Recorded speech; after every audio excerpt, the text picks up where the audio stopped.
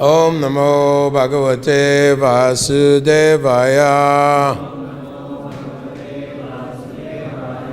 Om Namo Bhagavate Vasudevaya. Narayanam Namaskritya Naram Cheva Narottamam Devi Saraswatim Vyasam Tato Jayam Idirayet Nasta Prayeshu Abadeshu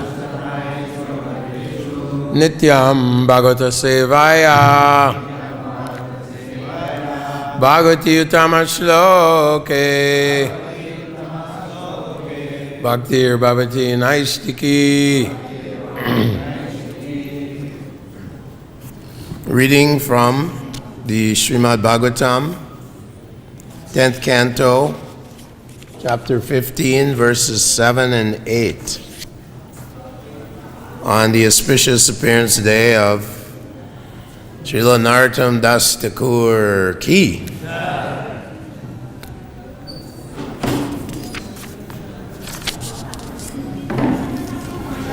I'll just chant the text number 7, and then we'll chant responsively text number 8.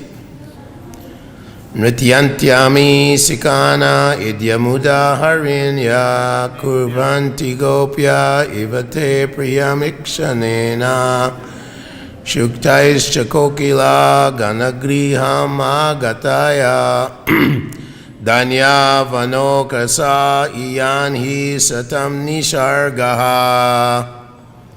Translation. O worshipable one, these peacocks are dancing before you out of joy. These adore pleasing you with the affectionate glances, just as the gopis do, and these cuckoos are honoring you with Vedic prayers. All these residents of the forest are most fortunate, and their behavior towards you certainly befits great souls receiving another great soul at home.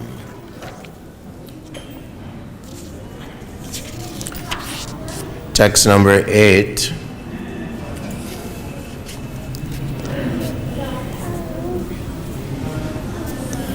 Danye yamadya dharani trina virudastvat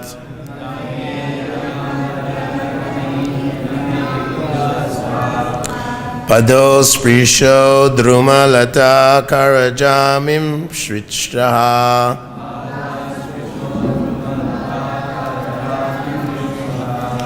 nadyo jaya kagamriga sadaya valokair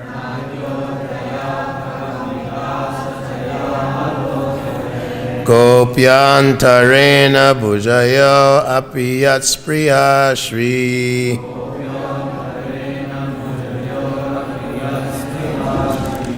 Danya, fortunate, Iyam, this, Adya, now, Dharani, the earth, Trina, her grasses, Viruda, and bushes, Twat, your, Pada, of the feet, Sprisha, receiving the touch, Druma, the trees, Lataha, and creepers, Karaja, by your fingernails, Abhimrishtaha, touched, Nadyaha, the rivers, Adrayaha, and mountains,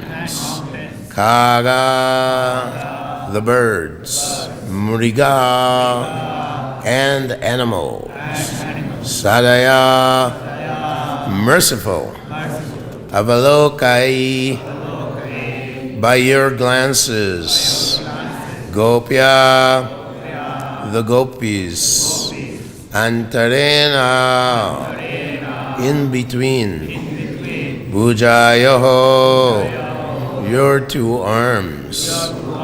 Api, indeed. Yat, for which. Spriha, maintains the desire. Shri, the goddess of fortune. Translation and purport by Srila Prabhupada. This earth has now become most fortunate because you've touched her grass and bushes with your feet, and her trees and creepers with your fingernails, and because you have graced her rivers, mountains, birds, and animals with your merciful glances. But above all, you have embraced the young cowherd women between your two arms, a favor hankered after by the goddess of fortune herself. The word Adya now indicates the time of Lord Balaram and Lord Krishna's appearance on the earth. In his form of Varaha, Lord Krishna personally saved the earth. And indeed, the earth is understood to rest perpetually on the potency of Shesh. Both Varaha and Shesh are expansions of Balaram, who is himself an expansion of Lord Krishna, the original personality of Godhead. Lord Krishna's statement that this earth has now become most fortunate, Danyayam Adyadarani, indicates that nothing can equal the blessings of the Supreme Personality of Godhead in his personal form as Krishna, appearing simultaneously with his personal expansion, Balaram. The compound word Karaja Bimrishtaha, touched by your fingernails, indicates that as Krishna and Balaram would move through the forest, they would pick fruits and flowers from the trees, bushes, and creepers, and use this paraphernalia in their pleasure pastimes. Sometimes they would break leaves off the plants and use them with the flowers to decorate their bodies.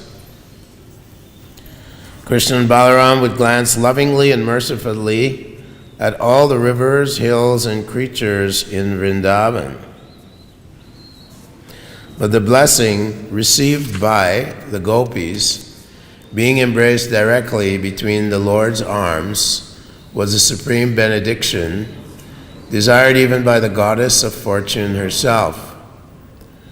The goddess of fortune, who lives in Vaikuntha on the chest of Lord Narayan, once desired to be embraced on the chest of Sri Krishna, and thus she performed severe austerities to achieve this blessing. Sri Krishna informed her that her actual place was in Vaikuntha, and it was not possible for her to dwell upon his chest in Vrindavan. Therefore, she begged Krishna to allow her to remain on his chest in the form of a golden line, and he granted her this benediction. Srila Vishwanath Chakravarti Thakur recounts this incident from the Puranas. Om Jnana Timirandasya Jana Shalakaya Chakshur Unmilitam Yena Tasmai Shri Gurave Namaha. Adya indicates the time of Lord Balaram and Krishna's appearance on the earth. Once in the day of Brahma, which is 4,300,000,000 years, the Lord descends with his brother Balaram and all his associates, cowherd boys, cows, gopis, and they walk around this particular area. In fact, Raman Reti is where Krishna and the cowherd boys have their pleasure pastimes, frolicking, wrestling. Krishna has the various types of cowherd boyfriends, Priya Shakas, Shakas, and various other Shakas, with different flavors of the ras, the Shaka ras, friendship friendship ras, friendship mellow, friendship relationship, where such fellows like Ojasvi and Devaprastha, they forget that Krishna is God. One time Srila Prabhupada said, we don't really care whether Krishna is God or not. We just want to love Krishna. We really don't care that much. So this is called the complete devotional service, completely devoid of the jnana vairagya, jnana aishvarya. Jnana aishvarya is awe and reverence, when one is always seeing the Lord as the Supreme Personality of Godhead, as Kapila Dev tells Devahuti in the third canto, that the yogis meditate on the lotus feet of the Lord, which acts as a bolt of lightning striking on the mountain of sin within their hearts.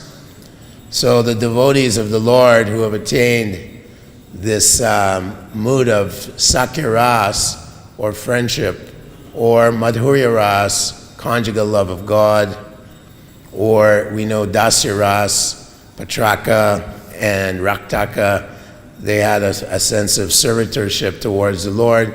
They're not so concerned about the Lord's great opulence. In fact, we know that when Mother Yashoda told Krishna to open his mouth, Krishna opened his mouth and revealed the entire Virat Rup to her, and she started offering these prayers of awe and veneration to the Lord. Krishna got very bored, and he covered her over by his Yogamaya potency, Purnamasi, who is in charge of covering all the devotees in Vrindavan with her internal Maya potency, Yogamaya.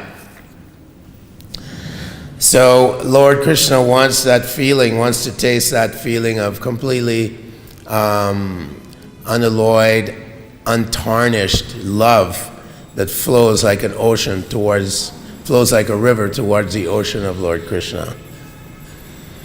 So here, the Lord is benedicting Mother Earth by having his lotus feet touch down on this planet here, Bharatvarsha, once in a day of Brahma.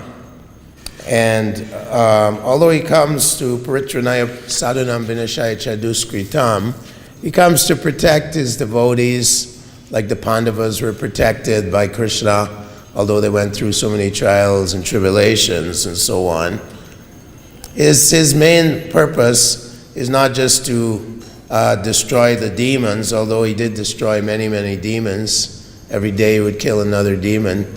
And sometimes the coward boys, they would feel that Krishna must be very exhausted, always fighting with the demons, Bakasura, Dhenukasura, Agasura, Aristasura, so many demons that they thought, let's massage Krishna's legs and arms. And so they would lie Krishna down on the arms of Sridham, and he would receive massage from Devaprastha and Vishal and other cowherd boys, and they would be thinking, oh, we have to, get him back, to feeling nice after exerting himself so much with all these demons. Of course, Krishna effortlessly is supporting all the universes on his hoods in the form of Lord Shesh, as described here. Lord Shesh is an expansion of the quadruple expansions, Vasudeva, Pradyumna, Aniruddha, and Sankarshan. Lord Shesh is holding up all the universes in the entire creation here. So Krishna he doesn't exert himself. Effortlessly he does everything without any effort. Natasya karyam karanam cha vidite natachamascha vyarikastra jishyate savasya shaktir vividhai vishriyate subhavaki jnana balaki kriyacha. That Lord Krishna, he can eat with his eyes. He creates universes simply by desiring it. They emanate from the pores of Karanadakshay Vishnu, like that, without any effort. Krishna doesn't have to, he's not subjected to pavarga. Pa, fa, ba, ba, ma. Fa comes from the word phenila, which means frothing at the mouth. Everyone's working hard in the material world. They're frothing at the mouth, phenila, to get something. The struggle for existence, karshati, the struggle for existence. Krishna's not struggling at all. But the cowherd boys, the elderly gopas and gopis, they're worried about Krishna. Krishna has to eat. Mother Yashoda used to feed Krishna 8 times a day. She would have prasadam prepared for him.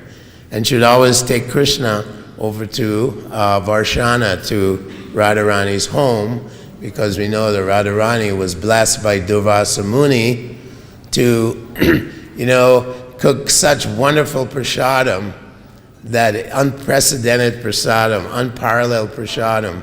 And she didn't have to cook the same thing twice. So Mother Yashoda would take Krishna over to the house of Kirtida, and Radharani would be cooking there. So these are all the wonderful pastimes going on right now as we speak. Nitya Lila. And Pramanjana Churita Bhakti Vilochanena. If we have the eyes smeared with the salve of love of God, which is being given to us by Lord Chaitanya Mahaprabhu and his downline of the great acharyas like Narottam Das Thakur, the 6 Goswamis, when they were here, they could actually see these pastimes of Lord Krishna going on as they looked at their deities, Madan Mohan, Radha Damodar, Radha Govinda. They would see pastimes of the Lord going on. And these pastimes are going on in this Dham, Vrindavan Dham, eternally. Sometimes we saw Srila Prabhupada in a mood of trance. He was chanting Jai Radha Madhav in Mayapur. Was that 76? Yeah, I think it was 75 or 76. And, he went in, he started experiencing these symptoms of love for Krishna, ecstatic love, and he couldn't keep singing and chanting. As he was chanting Jai Radha Madhav, he said, "This is a perfect picture of Vrindavan." Perfect picture. And he went into a state of trance, samadhi, as you may say. And devotees started, he said, just chant Hare Krishna. So these are great, great Mahajans. These are modern day Mahajans. Srila Prabhupada, Bhakti Siddhanta Saraswati Thakur, Bhakti Vinod Thakur, and others. They've attained the highest levels of pure love of God. And Chaitanya Mahaprabhu is so merciful in Kali Yuga. There's so many faults in Kali Yuga that he's magnanimous, Mahavadanya. He's giving this love for Krishna very freely, very easily. Here in Dwapara Yuga, we know that Krishna, he has to arrange the killing of all the unruly kings like Jarasandha, Bhaumasura. They locked up all the kings in their dungeon, Jarasandha, and he was offering them to Lord Shiva. And Bhaumasura, he captured all the princesses, locked them up, and Krishna came and killed him. So the world, when being overburdened by demoniac influences, Krishna has to do some killing. Kali Yuga, the entire world is drowning in this ocean of darkness, Kalir Dosha Nide Rajan. The only hope is that Chaitanya Mahaprabhu has invested all his potency, Nam Namakari Bahudani Jasharva Shaktis, in the holy name of the Lord. Rupa Goswami says, I can't imagine how much potency this holy name of the Lord has. Tavakatamritam tapta jivanam When I chant the names of the Lord, I wish to have millions of tongues. And when the holy name enters my ears, I wish to have millions of ears. And when the holy name enters into the courtyard of my heart, my senses become inert and I can do nothing. I become stunned. So Radharani, when she would hear the two syllables, Krishna, her hairs would stand on end. And we hear from Rupa Goswami that when Krishna was wandering around in the forest here and with Madhumangal, and he heard Radha from the lips of Purnamasi, immediately his hair stood on end as well. So Krishna is also experiencing this ecstatic love for the inhabitants of Vrindavan. People wonder, how is it that Krishna, when he was holding up Govardhan Hill, his hands started shaking? And Vishwanath Chakravarti Thakur explains that Krishna wasn't, nervous or weak or something like this, but that when he saw the overwhelming love that the inhabitants of Vrindavan had for him, his hands started shaking. And when he saw the beautiful, radiant love of Radharani and her beautiful features, his hands started shaking. So, in the end of this, we read that the goddess of fortune, Lakshmi, she performs 60,000 years of austerities. And she still couldn't get to participate in the more intimate leelas of Krishna with the gopis. So although she performed all these austerities, because she is delegated to live in Vaikuntha with Lord Narayan, and there's awe and veneration there, there's a bit of tarnish there of pure love. So as a benediction and as a favor, Krishna allowed her to reside on his chest as a Srivatsa curl, a golden line of hair on Krishna's chest. He benedicted her in this way. But she's never allowed to enter into the more intimate pastimes of the Lord or the Rasa Leela dance. She was never given the favor of dancing with Krishna during the Sharat season on the full moon night. Even the demigods came to look at Krishna dancing on that night of Rasa Leela. Lord Brahma attended on his white swan. Lord Shiva attended. And he became so overwhelmed with ecstasy looking at the beautiful dancing of Krishna and the gopis that he started beating on his dim-dim drum and chanting very loudly. Through the whole universe could hear his chanting. And Lord Indra, he also attended. Many of the demigods attended right here in Vrindavan to watch the Rasa Leela dance of Lord Krishna and the gopis. And from the eyes of Lord Indra, all his eyes, tears of love were pouring, tears of ecstasy were pouring down on the Krishna and the gopis dancing. This is described by the Acharyas. So today marks the appearance day of one of the greatest devotees in the line of Lord Chaitanya Mahaprabhu, Narottam Das Thakur, a very wonderful devotee of the Lord. And I've taken some notes from Mother Sitala's book called The Glorious Life of Narottam Das Thakur. So we know that Lord Chaitanya Mahaprabhu, written by Krishnadas Kaviraj, that sometimes Lord Chaitanya Mahaprabhu would enter into the body of devotees. One of them was Nrsingananda Brahmachari. Chaitanya Mahaprabhu entered into his body and empowered him.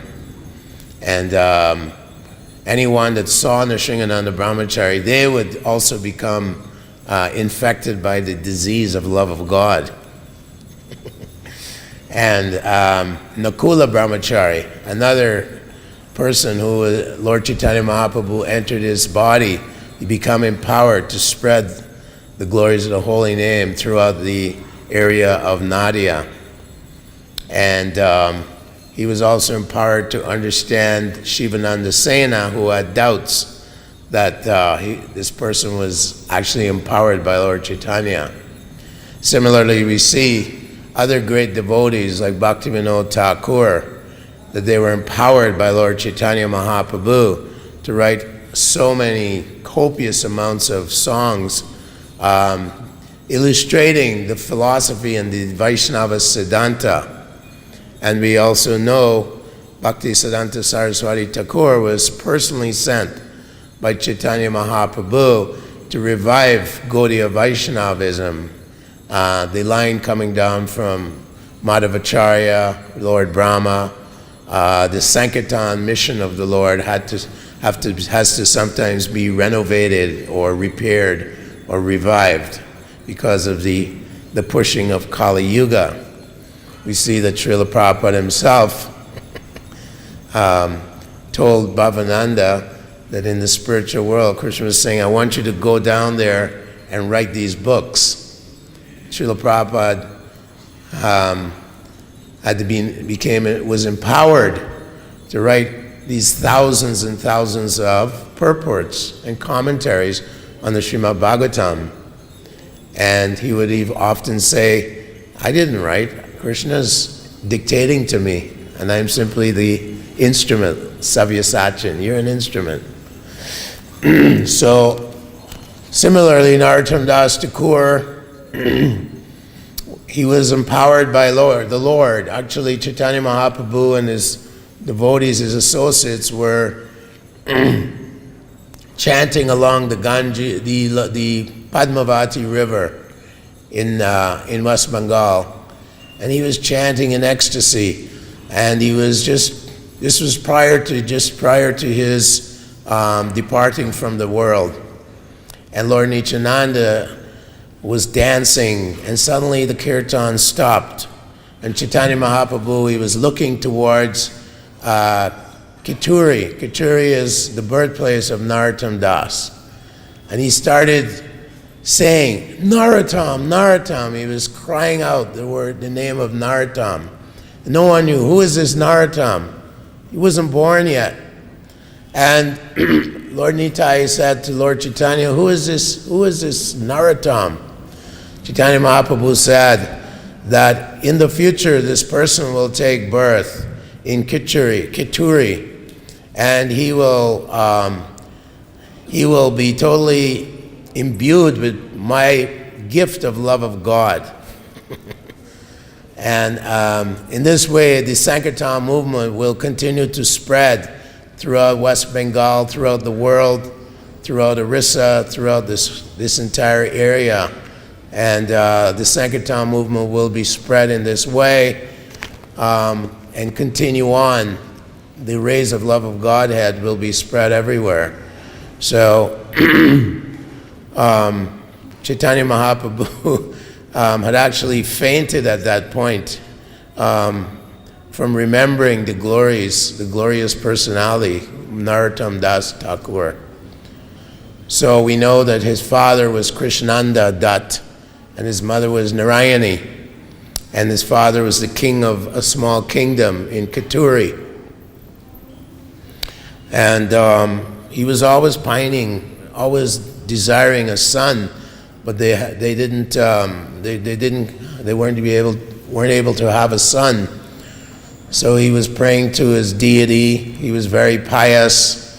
He would serve all the sadhus traveling through Kituri. And one day he heard a voice in the room in his palace. It said, "You don't worry. You'll have a son. His name will be Narottam, and he will be glorious.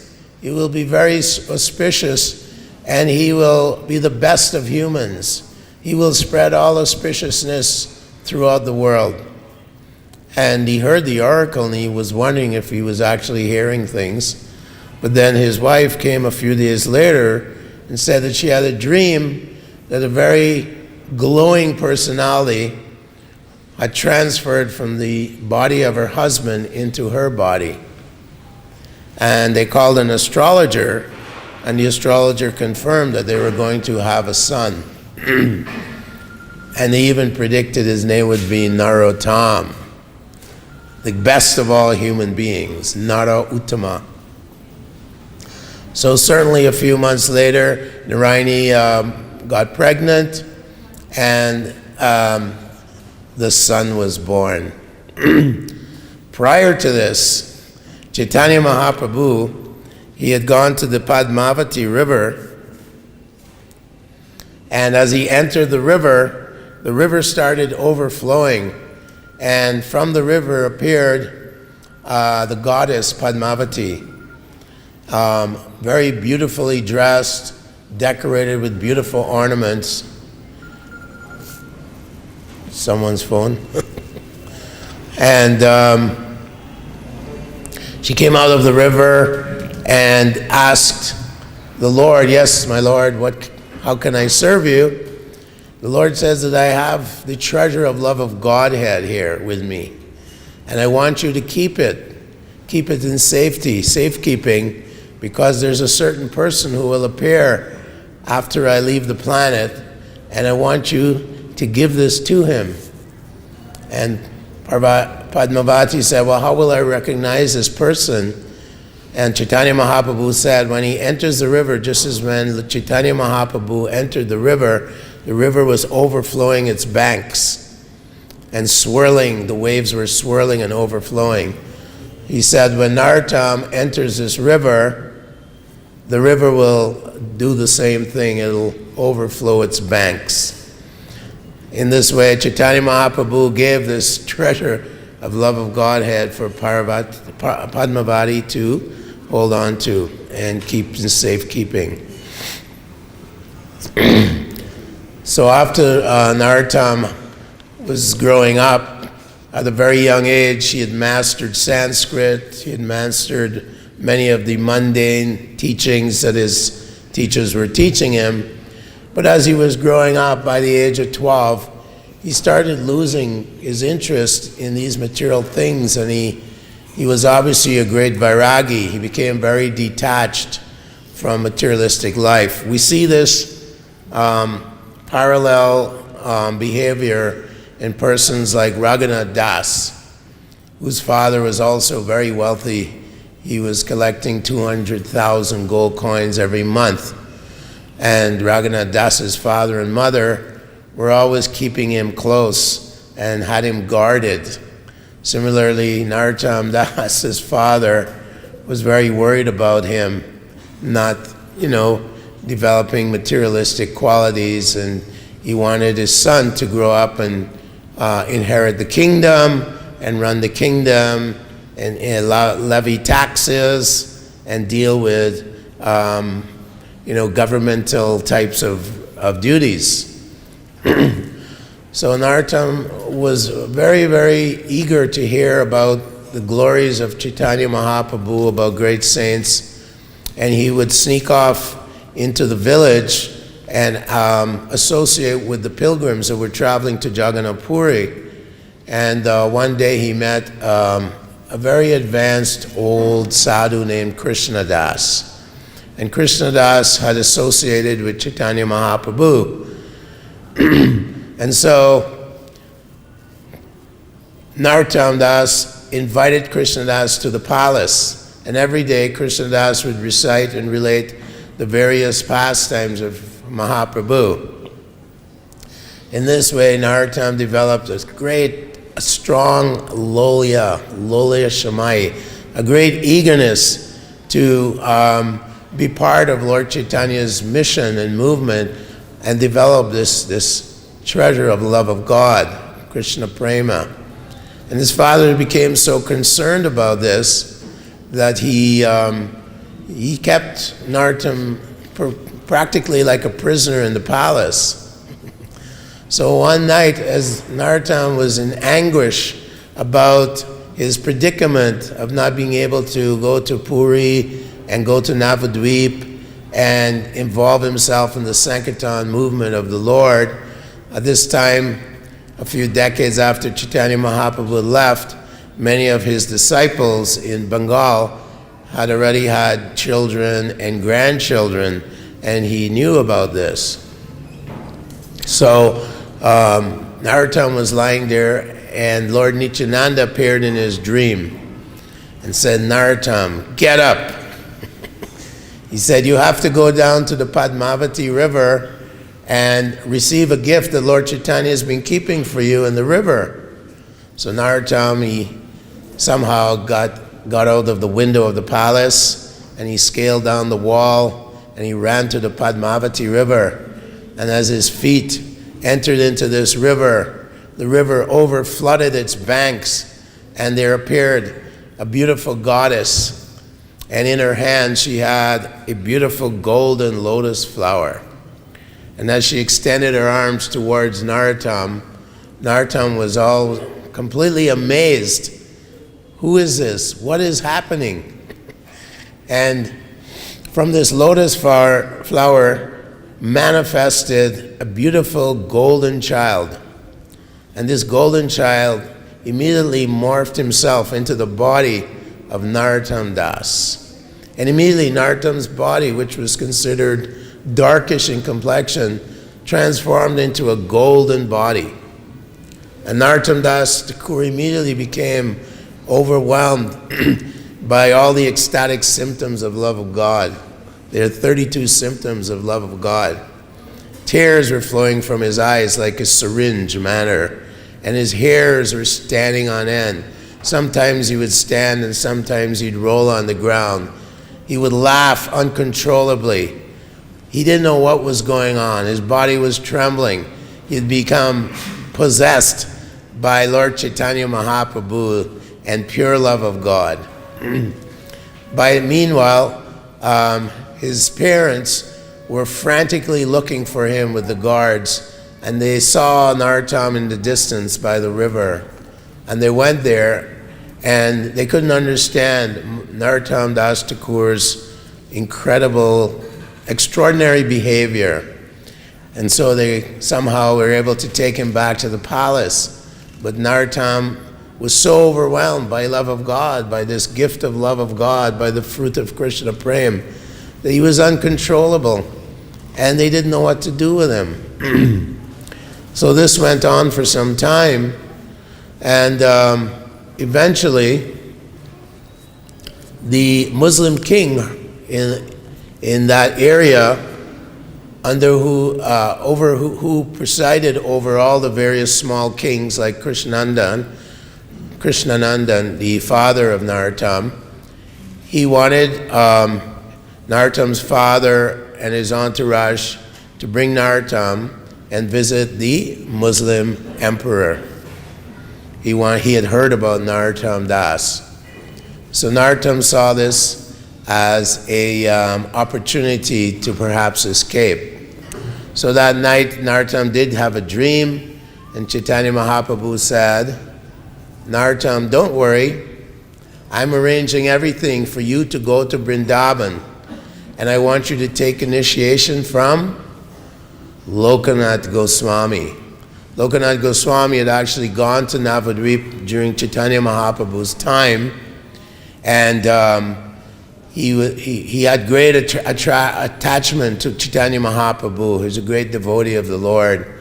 But Chaitanya Mahaprabhu had instructed him, I want you to leave Navadvip and go to Vrindavan and renovate and re-establish all the various places of Krishna's pastimes. And Lokanath Swami, with great tears in his eyes and great feelings of separation, did obey Chaitanya Mahaprabhu's orders and transferred to Vrindavan, where he was involved in renovating and re-establishing the various places that we see today of Krishna's pastimes. Kaliyagat, Avamsivat, Keshigat, all these various places. So Narottam was in a palanquin on the way in the procession towards the Muslim king, and he took an opportunity in the middle of the night to escape, sneak away from the party, and run through the forest. And he didn't actually know which way he was going, but he just ran and ran and ran for days. His body was so exhausted, and finally, running and running for many days, he crashed. And as he was under a tree, hardly having eaten or drank for days, simply obsessed with going to Vrindavan, he was apprehended by the king's guards, his father's guards. And they told him, "You have to come back. Your mother and father are in such great anxiety." And Narottam was in great pain because the devotee's heart is very soft. Even Arjuna, he was in great pain when Krishna told him, "You have to kill all your relatives and your teachers and your cousins and your grandfather." So the Vaishnava, although he has to do things, he still feels some pain and compassion for those who he may cause harm to. So Narottam, although he's feeling great pain, he was persistent, and he prevailed. And he left the soldiers and continued on and came to Varanasi. Eventually he met an old Brahmin in Mathura, and the Brahmin brought him to Vrindavan. And the first temple he saw was the Govindaji temple. And he entered that temple, took darshan of Govinda. He was in such ecstasy. And then he wanted to see Lokanath Goswami. So by this time, Jiva Goswami and his disciples, they were still in Vrindavan. In fact, Krishnadas Kaviraj was still alive, very old. And Raghunath Das Goswami, they were still alive. So there were many great Vaishnavas of Lord Chaitanya still living in Vrindavan. And of course, Narottam wanted to meet all these great personalities he had heard about. Jiva Goswami told him that you can gradually, you'll be able to see Lokanath Goswami, but he is very reclusive, and he lives in a bower in the forest. And he simply does his Nirjan Bhajan, and he's simply pining away, where is your Mahaprabhu, where's Mahaprabhu? So there's so many different pastimes. Narottam Das, when he took a glimpse of Lokanath Goswami, he immediately accepted him within his heart as his spiritual master. And Lokanath Goswami was approached by him. Jiva Goswami gave his blessings. Yes, take initiation.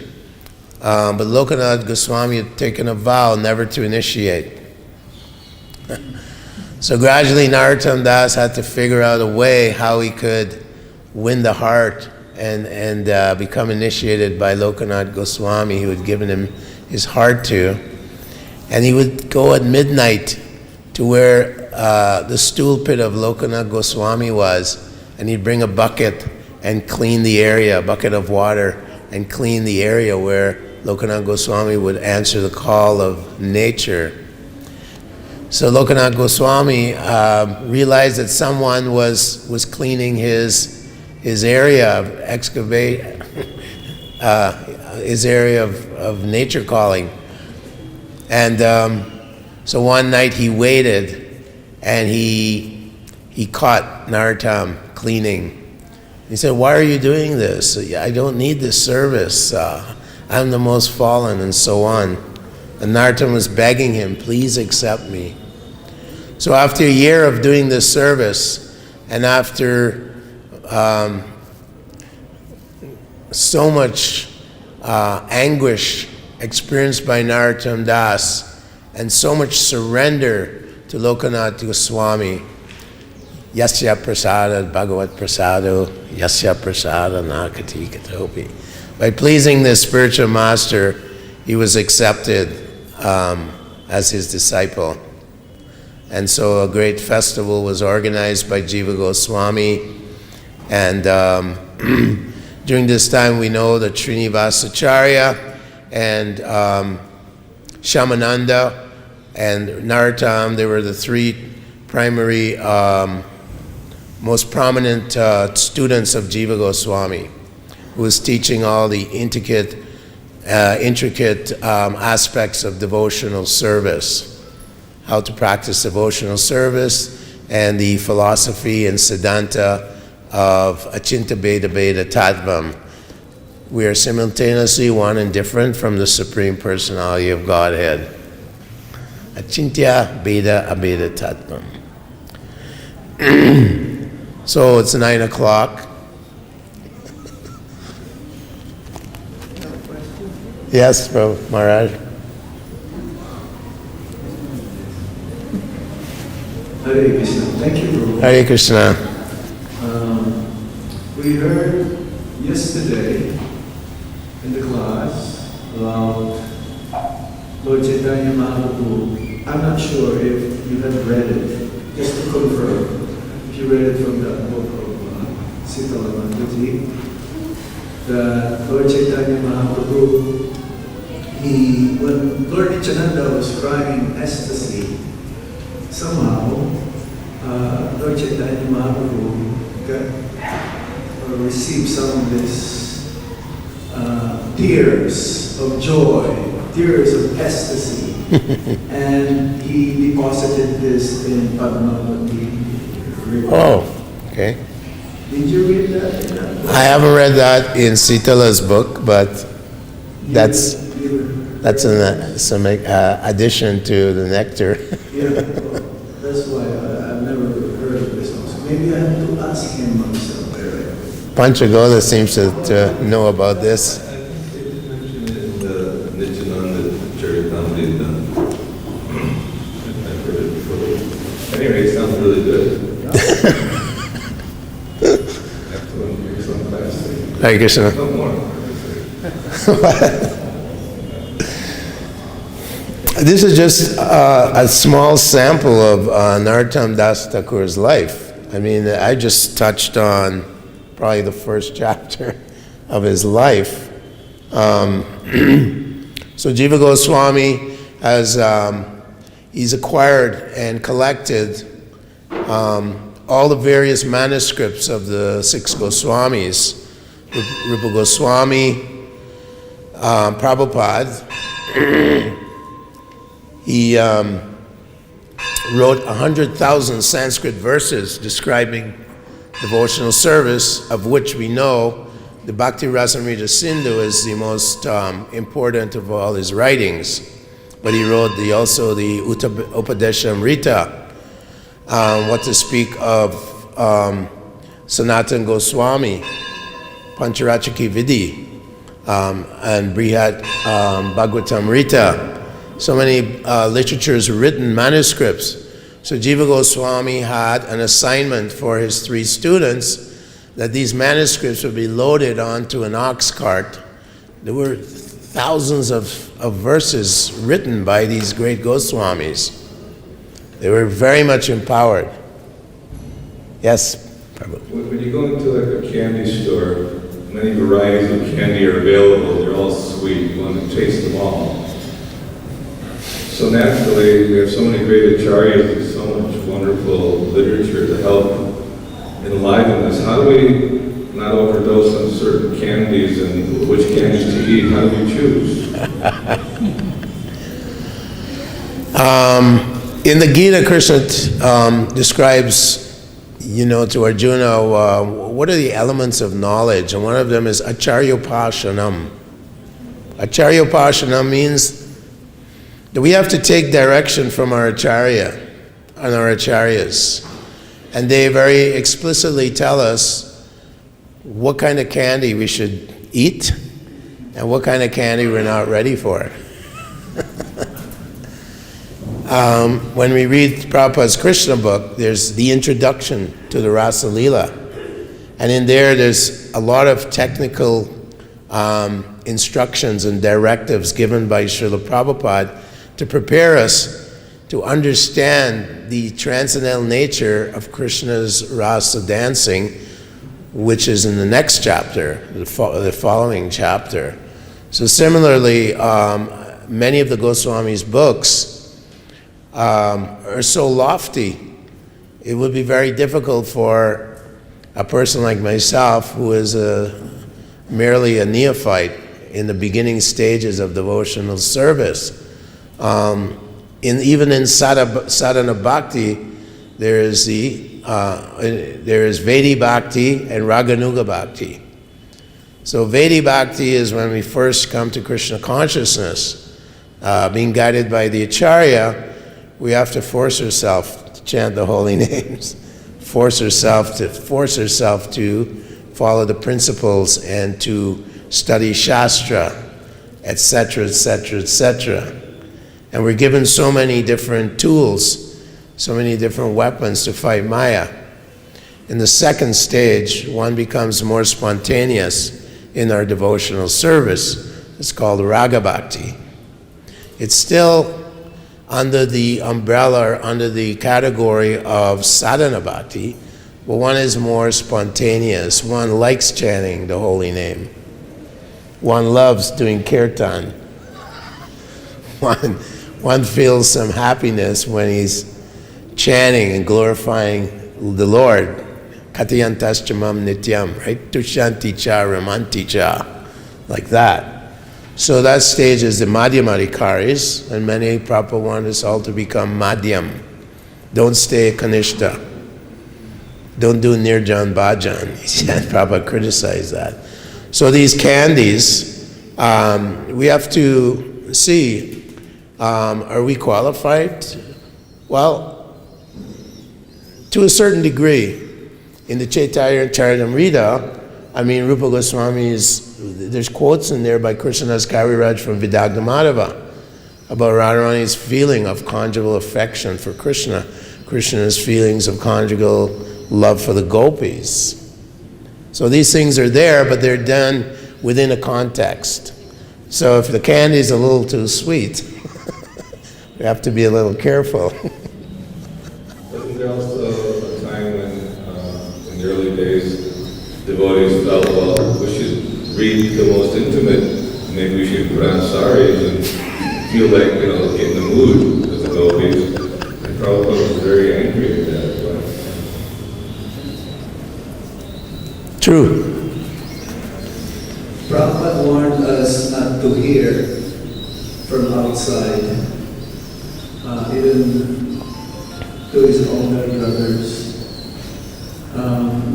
So there are many books, the Yoga Bazaar, like so many translations of. We have our own devotees who are also translated some of the works of the Goswamis, like Kusatra Prabhu. And the tendency also, if you read from outside of our family, the speculation will be there and will become sentimental. So you're right, it's beyond, some of these topics are beyond our, we cannot even get up from Mangalartik. What to say of talking about lofty or philosophy.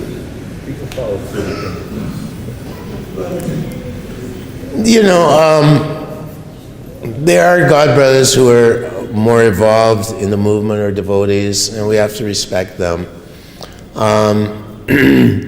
We always want to stay under the umbrella of Srila Prabhupada's lotus feet. He's an empowered Shaktivish avatar, there's no question. It's a miracle what he did, and he did it by himself. In fact, he appealed to his God brothers for help, and there was no response. So Krishna really wanted him to, and Bhaktisiddhanta even said, he will just leave him alone. He'll do the needful in due course of time. So it's very rare. It's very rare to see someone empowered by Lord Krishna, completely empowered in love of God, like Narottam Das Thakur, Srila Prabhupada. So his books his books, his writings are embellished with the dust from the lotus feet of the Lord. Every word is embellished with the dust from the lotus feet of Krishna. That is very, very extraordinary, unique, and it can be imitated. It cannot be imitated. So we hear from Prabhupada the relationships within the spiritual world, and we take that guidance. But Prabhupada once said to us, if your mind's becoming agitated by reading Rasa Leela, then don't read it. He actually told us that when we were early 70s, we were like young and passionate, So if you're qualified, then you can read books he's given. I mean, in the Bhakti Rasamrita Sindhu, Nectar Devotion, there's a lot of intimate descriptions there in that book. And also in the Krishna book Prabhupada gave us, Krishna is embracing the gopis and so on. In the Chaitanya Charitamrita, the Anchalila, there are quotes there by Rupa Goswami from the Vidagdha Madhava, very intimate aspects. But Srimad Bhagavatam starts with the lotus feet of Krishna. First, deal with his lotus feet, and gradually move up to his knees, to his thighs, to his, this is the Srimad Bhagavatam, the 12 cantos. Way before the 10th canto, there's the various things, the summum bonum of life, creation, the jiva, time, place, all 10 themes are there before we get to the understanding who Krishna is. And Arjuna in the 11th chapter, he sees Krishna's universal form, then Krishna shows his four-arm form, then he shows his two-arm form. And he says, Bhaktas tu ananyaya shakyam ahamevam vidorjuna. You can only see my two-armed intimate form by devotional service devoid of fruitive desires and mental speculation. Ananyaya, mental speculation, jnana yoga, jnana bhakti. There's even jnana bhakti where we may speculate, like Maharaj is saying, speculate about living in Radha Kund and getting into the mood of the gopi. This is totally condemned by Srila Prabhupada, totally rejected. He never wanted any of us to become Babajis and try to enter into some esoteric, no. When you're qualified, Krishna will qualify you. Spiritual master, he'll qualify you when you're ready. When we're ready, everything will happen. Deserved and desire. So, very, very careful. We have to be very careful on this path of bhakti. It's not easy. It isn't easy. Very difficult. Many, many pitfalls, many obstacles, Maya has millions of different weapons in her arsenal. And Prabhupada's given us the weapons in his arsenal. And we have to take those weapons and use them. The first one is strong sadhana. Get up early and attend Brahma Muhurta hour, you attend the worship of the Lord. Mangalarti, very important. Chanting good rounds in association with devotees, associating with devotees, studying Srimad Bhagavatam, worshipping devotees. This is described by Rupa Goswami, the 5 most important of the 64 practices in devotional service. Association of devotees, studying Srimad Bhagavatam, chanting of the holy names, living in a place like Vrindavan or Mathura, and did I say studying Srimad Bhagavatam? There's one more. Pardon? Deity worship, I'm sorry. Yes, Archanam, worshiping the deity. Very important, very powerful. So that's what we have to embrace, especially associating with devotees. That means chanting with them together, glorifying the Lord. It means avoiding prajalpa and gramya katha. That's not association. sitting around Gramya Katha. That's not our association. That's bringing someone down, you know. And contaminations are there when we talk Gramya Katha, then we get contaminated by envy and so on, which is Vaishnava Aparad. So that's Hati Mata, that's the elephant offense, envy against Vaishnavas. Hari. I think, Hare Krishna. Difficult, but it is possible. Difficult, the But- process, but Yeah, it is possible. yeah. It's in one sense it's easy. Thank you for modifying my statement. In one sense it's easy. If we hold close to Srila Prabhupada's instruction, it's easy. But if we start deviating and wandering off into the ocean, especially if we're living in a place like America, where there's so much bhoga and aishvarya, very, very dangerous, very dangerous. Hare Krishna. Glories to Srila Prabhupada.